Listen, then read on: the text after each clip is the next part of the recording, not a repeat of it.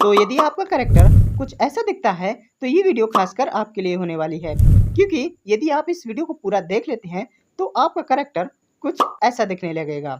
तो साथ ही साथ मैं आप लोगों को इस कैरेक्टर का डाउनलोड लिंक भी प्रोवाइड कराने वाला हूं, जो कि मैं अपने डिस्क्रिप्शन बॉक्स में दे दूंगा। लेकिन आपको लोगों को एक छोटी बात का ध्यान रखना है कि इस कैरेक्टर फाइल में आपको पासवर्ड लगा हुआ मिलेगा। तो वीडियो के बीच में मैं आप लोगों को कहीं पर भी एक जगह इसका पासवर्ड दे दूंगा, तो आप सिंपली उस पासवर्ड को एंटर करके आप इस कैरेक्टर को डाउनलोड कर सकते हैं। तो इस कैरेक्टर ड्राइंग को करने वाले हैं हम फ्लिपाक्लिप एप्लीकेशन में। तो सबसे पहले हम फ्लिपाक्लिप एनिमेशन सॉफ्टवेयर ओपन कर लेंगे। तो सबसे पहले हम एक न्यू प्रोजेक्ट को क्रिएट कर लेंगे और इस प्रोजेक्ट का बैकग्राउंड जो है वो हम बिल्कुल वाइट कर लेंगे और यहाँ पर एक कैरेक्टर ड्राइंग का नाम भी दे देंगे। इसके बाद सिंपली हम एक न्यू लेयर को क्रिएट करेंगे और यहाँ पर सर्कल टूल की हेल्प से बिल्कुल बीचों बीच यहाँ पर अच्छे से सर्कल को सेट कर लेंगे और अपने पेन को 5 पिक्सल्स पे सेट कर लेंगे। इसके बाद यहाँ पर जो हमने न्यू लेयर क्रिएट की है उसको कैरेक्टर नाम दे देंगे और एक सर्कल को कुछ इस तरीके से ड्रा कर लेंगे। अपने कैनवास साइज के हिसाब से आपको सर्कल को ड्रा करना है और उसके बाद मिरर टूल को बिल्कुल बीचों बीच सर्कल में सेट कर लेंगे और कुछ इस तरीके से एक कर्व लाइन को ड्रा कर देंगे। इसके बाद जो हम जिस लेयर में हमने सर्कल को ड्रा किया था उस लेयर में जाके हम सिंपली उसको इरेज कर देंगे। जो हमारा जो एक्स्ट्रा पार्ट था उसको इरेज कर देंगे और फिर से हम बॉडी के नीचे वाला पोर्शन को ड्रा करने की कोशिश करेंगे। इसके बाद हमारा जो मिरर टूल है वो ऑन रहेगा, तो हमें हमारा जो कैरेक्टर है वो और भी ज़्यादा बनाना थोड़ा सा आसान हो जाएगा। इसके बाद हम इसके पैंट को भी कुछ इस तरीके से ड्रा कर लेंगे।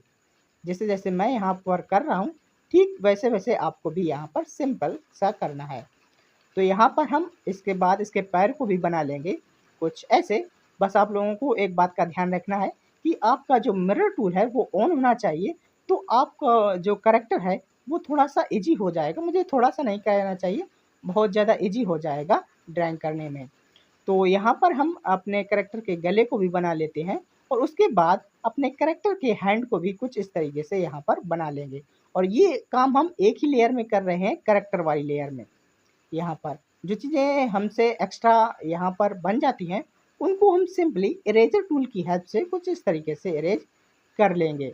जैसे जैसे मैं यहाँ पर आराम से कर रहा हूँ वैसे वैसे आपको करना है। अब मुझे यहाँ पर कुछ ऐसा लग रहा है कि जो हमारे जो शर्ट की बाँह हैं वो थोड़ी सी पतली ज़्यादा हैं, तो हम यहाँ पर उसकी साइज को भी थोड़ा सा इरेज करके बड़ा कर लेंगे। इसके बाद सिंपली हमें अपने कैरेक्टर के हैंड को बनाना होगा। तो यहाँ पर कुछ कर्व शेप में, हल्का सा बिल्कुल कर्व शेप में हम इसके हैंड को बनाएंगे और नीचे वाला जो हमारा हैंड का पंजा भी होता है उसको भी कुछ इस तरीके से यहाँ पर ड्रा कर लेंगे। जैसे जैसे मैं यहाँ पर कर रहा हूँ ठीक वैसे वैसे आपको भी यहाँ पर कर लेना है। और जो भी चीज़ें यहाँ पर एक्स्ट्रा हो जाती हैं उनको सिंपली आप इरेजर टूल की हेल्प से इरेज कर सकते हैं। इसके बाद सिंपली हम दोनों लेयर को आपस में मर्ज कर लेंगे। इसके बाद फिर से हम एक न्यू लेयर को क्रिएट करेंगे। उसके लिए प्लस वाले आइकन पर हमें क्लिक करना होगा और इस लेयर को हम नाम दे देंगे हेयर, क्योंकि इस लेयर में हम हेयर को बनाने वाले हैं। तो सबसे पहले हम एक सर्किल की टूल की हेल्प से यहाँ पर कुछ इस तरीके से हाफ सर्किल को ड्रा करेंगे और फिर से हम इस सर्किल को थोड़ा सा एडजस्ट करने के बाद कुछ इस तरीके से एक कर्व लाइन फिर से ड्रा कर देंगे और जो इसका एक्स्ट्रा पार्ट होता है उसको हम इरेजर टूल की हेल्प से इरेज कर देंगे और फिल बकेट टूल की हेल्प से हम इसमें ब्लैक कलर को फिलअप कर लेंगे।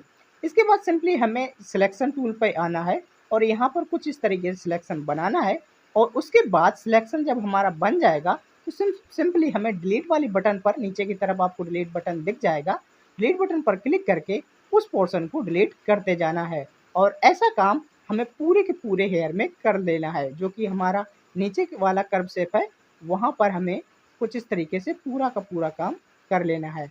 तो इसके बाद हमारे जो हेयर हैं वो कुछ इस तरीके से दिखेंगे। इसके बाद सिंपली हमें अपने कैरेक्टर में कलर को फिलअप करना होगा। तो उसके लिए सबसे पहले हम कलर को चूज कर लेंगे, जो कि हमारा बॉडी कलर रहता है उस कलर को हम चूज कर लेंगे।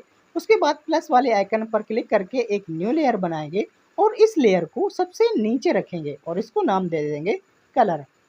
इसके बाद ब्रश की हेल्प से हम कुछ इस तरीके से यहाँ पर कलर को फिलअप करेंगे। यहाँ पर आराम से आपको ब्रश की हेल्प से करना है। हम यहाँ पर बकेट टूल की हेल्प से भी कलर को फिलअप कर सकते थे, पर हमने वो यहाँ पर नहीं किया, क्योंकि यदि हम बकेट टूल की हेल्प से यहाँ पर कलर को फिलअप करते हैं तो हमारे जो करेक्टर की क्वालिटी है वो थोड़ी सी डाउन हो जाती है। तो इसलिए हम यहाँ पर फिल बकेट टूल की जगह पेन का यूज कर रहे हैं। तो इस तरीके से आपको बड़े आसानी से यहाँ पर करना है। और जब आप एक न्यू लेयर को क्रिएट करेंगे तो आपको जो कलर है वो ब्रश से करना थोड़ा सा आसान हो जाएगा। नहीं तो आप कहेंगे कि जब हम ब्रश से यहाँ पर कलर को फिलअप कर रहे हैं तो ये बहुत ज़्यादा हार्ड होगा। जब आप न्यू लेयर को क्रिएट करके यहाँ पर कलर को फिलअप करेंगे तो आपको यहाँ पर कलर को फिलअप करना थोड़ी सी आसानी हो जाएगी। इसके बाद सिंपली हम फिर से प्लस वाले बटन पर क्लिक करेंगे और एक न्यू लेयर को क्रिएट करने के बाद इसको आइस नाम दे देंगे। इसके बाद सिंपली हम अपनी गैलरी से जाकर अपने करैक्टर के लिए आइस हमने पहले से ड्रा कर रखी हैं, तो उसको यहाँ पर इंपोर्ट करके अच्छे से यहाँ पर करैक्टर में सेट कर लेंगे। और यदि आप सीखना चाहते हैं कि इन आइस को हमने कैसे ड्रा किया है तो आप हमारा ये वाला वीडियो देख सकते हैं। मैं माफ़ी चाहूँगा कि मैं अपने करैक्टर में ईयर को बनाना भूल गया था। तो यहाँ पर जो हमारी करैक्टर वाली लेयर है उस लेयर में जाकर हम अपने करैक्टर के कान को भी बना लेंगे और उसके बाद अपने कान में जो शैडो है उसको भी फिलअप कर लेंगे।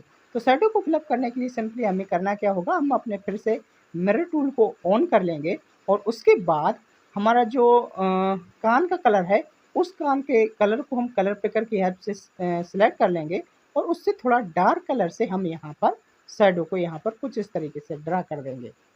कुछ ऐसे बड़े बड़े आसानी से आप भी कर सकते हैं।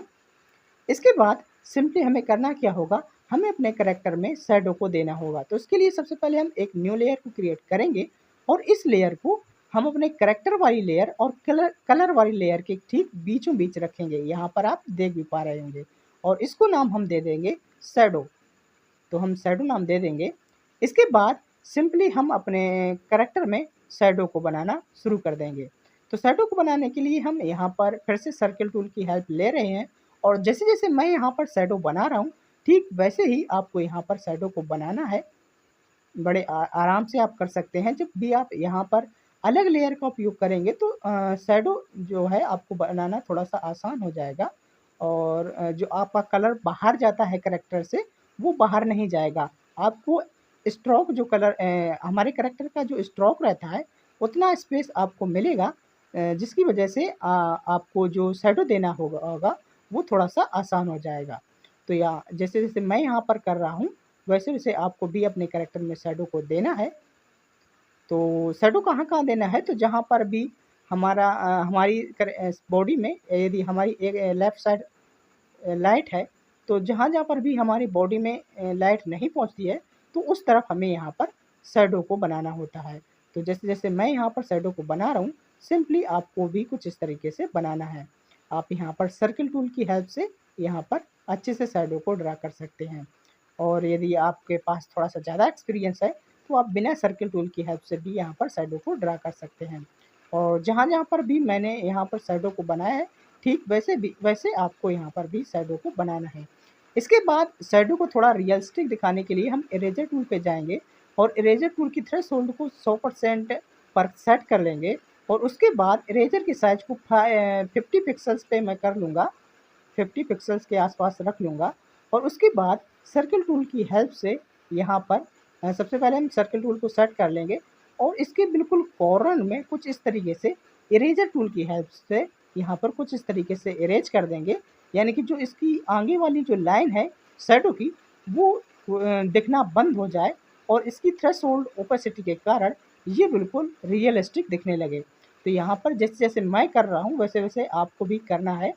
तो इससे कि होगा क्या कि हमारी शैडो जो है वो बिल्कुल रियलिस्टिक दिखने लगेगी। इसके बाद यही काम हम अपने पूरे के पूरे करैक्टर में बड़े आसानी से धीरे-धीरे यहाँ पर कर लेंगे। तो शैडो को यहाँ पर इरेज करते समय कुछ एक्स्ट्रा पार्ट हमारा इरेज हो जाता है, तो उसके लिए हम फिर से यहाँ पर सबसे पहले उस इरेज हुए भाग को में शैडो को फिलअप कर लेंगे और फिर से उसको दोबारा से इरेज कर देंगे। तो हमारी जो शैडो है वो बिल्कुल परफेक्ट तरीके से बन जाएगी। तो यहाँ पर आपको भी कुछ इस तरीके से आसानी से करना है और आपकी शैडो बन के रेडी हो गई। इसके बाद हम फिर से एक न्यू लेयर को क्रिएट करेंगे और इस लेयर को करैक्टर और शैडो वाली लेयर के ठीक बीच में रखेंगे और इसको नाम दे देंगे हाईलाइट, क्योंकि अब हम अपने कैरेक्टर में हाईलाइट को ऐड करने वाले हैं। तो इसके लिए सबसे पहले हमें हाईलाइट कलर पता होना चाहिए कि कहाँ पर हमें कौन सा हाईलाइट कलर चूज करना है। तो इसके लिए सबसे पहले हम कलर पिकर की हेल्प से जिस भी कलर का हाईलाइट बनाना चाहते हैं उस कलर को चूज कर लेंगे और उससे थोड़ा सा ब्राइट कलर चूज कर लेंगे, तो हमारा हाईलाइट कलर बन के तैयार हो जाएगा। इसके बाद सिंपली हमने जैसे जैसे शैडो को फिलअप किया था, ठीक वैसे ही हमें यहाँ पर हाईलाइट के साथ भी काम करना होगा। तो सबसे पहले हम अपने ब्रश से हाईलाइट को फिलअप कर देंगे और उसके बाद इरेजर टूल की हेल्प से उसको इरेज कर देंगे। थ्रेशोल्ड को आपको 100 पे रखना है, बस आपको लोगों को एक बात का ध्यान रखना है। और उसके बाद कुछ इस तरीके से आपको यहाँ पर हाईलाइट को ऐड करना है और उसके बाद इरेजर की हेल्प से उसको इरेज कर देना है। तो यदि आप इरेजर से इरेज कर देते हैं तो आपका जो शैडो और हाईलाइट है वो बिल्कुल रियलिस्टिक लगने लगता है। तो जैसे-जैसे मैं कर रहा हूँ ठीक वैसे-वैसे आपको करना है और इसके बाद आपको शैडो और हाइलाइट को अपने हेयर में भी ऐड कर लेना है। इसके बाद सिंपल अपने कैरेक्टर में माउथ को ऐड कर देना है और उसके बाद हमारा जो कैरेक्टर है वो कुछ इस तरीके से दिखेगा।